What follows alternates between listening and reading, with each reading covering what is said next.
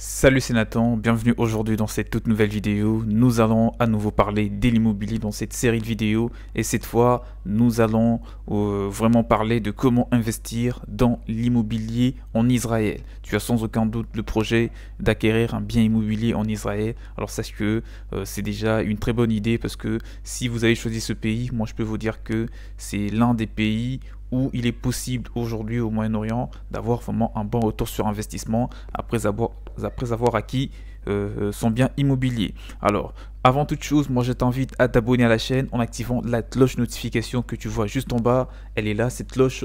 Je t'invite à l'activer parce que cela te permettra d'être alerté de toutes les prochaines vidéos qui seront publiées sur cette chaîne portant sur l'immobilier ou sur d'autres sujets qui sont toujours en rapport avec l'investissement, voilà, de façon générale, pour ainsi te donner plus de valeur ajoutée, t'apporter de valeur ajoutée sur ce que tu as déjà appris sur l'immobilier ou sur d'autres secteurs d'activité.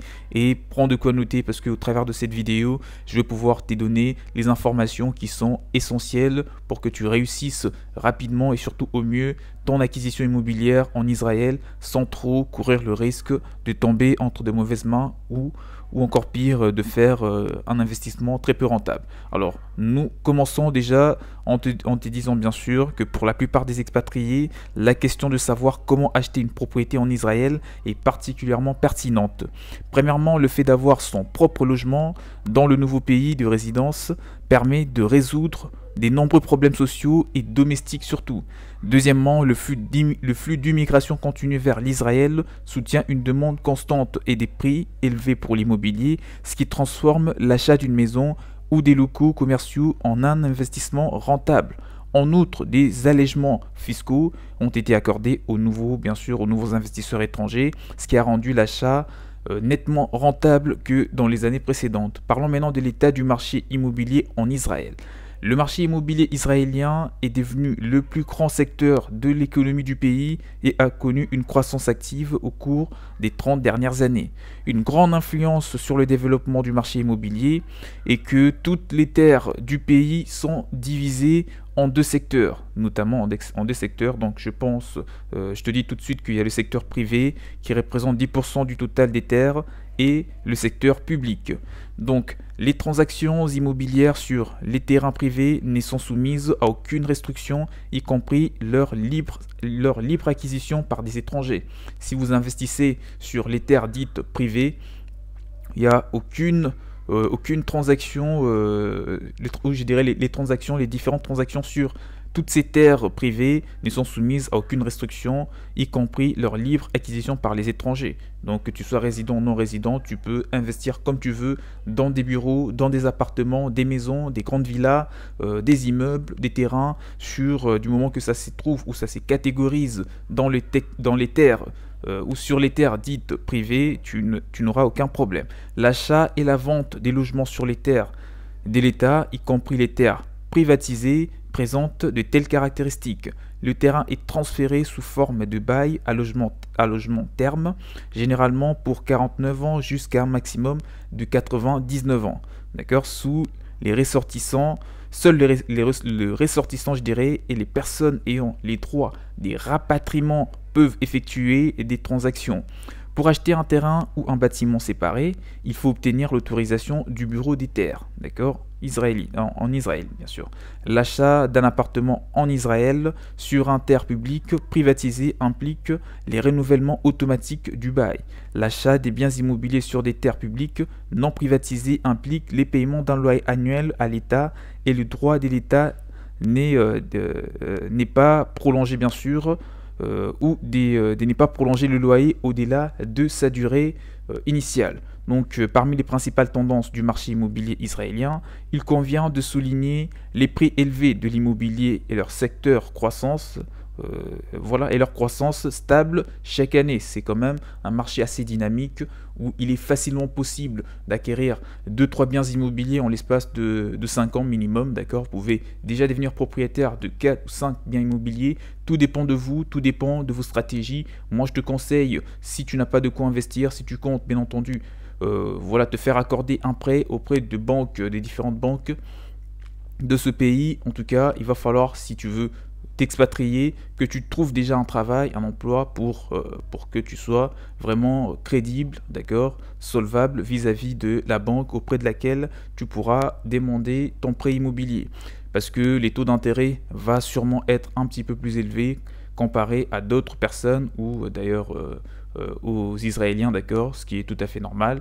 Et du moment que dans la mesure où tu n'es pas résident, sache que ça sera encore plus élevé. Forcément, ça va éventuellement réduire la rentabilité. Mais justement, moi, je te conseille d'investir dans l'immobilier ancien parce que nous trouvons des maisons, des vieilles maisons qui sont en très bon état, d'accord, dans des villes, pas qu'à Tel Aviv, hein, d'accord, dans certaines villes qui sont aussi appréciées par des touristes, des maisons, des appartements qui te conviendront et qui seront vraiment compatibles à votre vision et qui vous donneront un bon retour sur investissement après l'avoir mise en location ou revendu. Et moi justement j'en profite pour t'informer que en Israël c'est très rare de voir une maison vacante, d'accord, à moins que qu'il y ait vraiment je dirais d'autres raisons connexes telles que des infrastructures électriques, sanitaires qui ne sont pas en bon état. Forcément personne ne voudra vous louer votre bien ou encore l'acheter.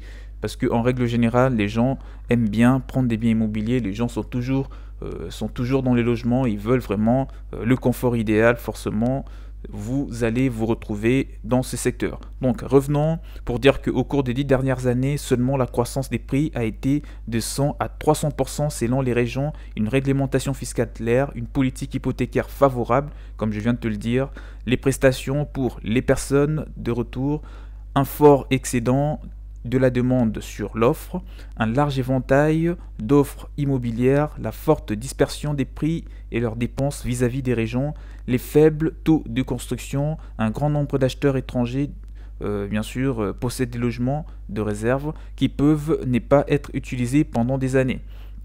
Donc là, c'était un petit peu les points, je dirais, les avantages. Le gouvernement d'Israël en situation de pénurie, je vais dire, des logements a essayé de réduire un nombre d'appartements vides en introduisant une taxe sur la propriété du troisième et plus bien bien immobilier d'un montant, je dirais, de 1% de la valeur, mais pas plus de 18 000 shekels, d'accord, qui est sans aucun doute la monnaie de ce pays. Voilà, vous le convertissez en euros ou en dollars pour avoir une idée sur ce que représente un montant de 18 000 shekels.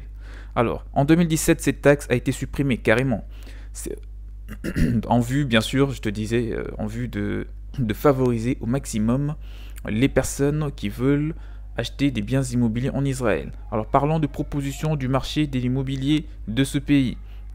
Le marché immobilier en Israël est diversifié et prêt à offrir à chaque acheteur une large sélection des biens immobiliers en tant que secteur primaire et secondaire. 48% de toutes les transactions concernent des logements de classe économique, 42% des biens immobiliers commerciaux et 10% de logements de luxe. Ça, ce sont le pourcentage concernant bien sûr prêt à offrir chaque acheteur une large sélection. Là, c'était un petit peu la fiscalité. Alors, un autre point, plus de 90% de toutes les transactions dans le pays se font à Tel Aviv, d'accord, et à Herzliya, à Petua aussi, à Jérusalem et à Netanya. Dans les grandes villes, il y a une demande constante de bureaux. Les grands locaux en cours de construction sont le plus attrayants pour les investisseurs. Moi, je te conseille aussi, si ça t'intéresse, d'investir dans les bureaux parce que la rentabilité a toujours été plus élevée que dans l'immobilier ou que celui de l'immobilier résidentiel. Les prix des appartements en Israël varient beaucoup d'une ville à l'autre et dépendent de plusieurs facteurs, notamment la région, la zone urbaine, la disposition, l'emplacement du bien immobilier, les années de construction ou la durée de vie, de l'ancienneté du bien, la proximité à la mer bien sûr, et aux activités telles que les hôpitaux, les épiceries, etc., les pharmacies, les arrêts de bus, tout ça, les écoles, sont vraiment ce qui va influencer la rentabilité de votre bien immobilier. En tout cas, moi je t'encourage d'investir parce que le prix au mètre carré reste très abordable. Par exemple, le prix par mètre carré pour un appartement, je dirais un logement, hein, d'accord, un penthouse ou une villa dans la ville de Tel Aviv, 2 pièces, 3 pièces ou 4 pièces, on peut parler de 9 000 à 11 000, voire 47 000, non, 476 000, allant de ce prix jusqu'à 2 900 000 shekels, ce qui représente quand même des sommes très abordables comparées à ce qu'on trouve habituellement en France ou dans d'autres pays européens ou même aux États-Unis. Alors le coût d'un appartement à Tel Aviv peut être influencé, je dirais, non seulement par son emplacement ou sa taille, mais aussi par des facteurs tels que la disposition de vue sur la côte maritime, la proximité de l'université, voilà, et plein d'autres facteurs. En tout cas, moi je te conseille de te faire accompagner. On arrive vers la fin de la vidéo sur comment investir dans l'immobilier en Israël. J'espère qu'elle vous aura plu. Si vous avez deux choses ou deux points qui n'ont pas été abordés, vous pouvez me les écrire dans le commentaire parce que nous ne pouvons tout de même pas tout dire dans une vidéo d'une dizaine de minutes,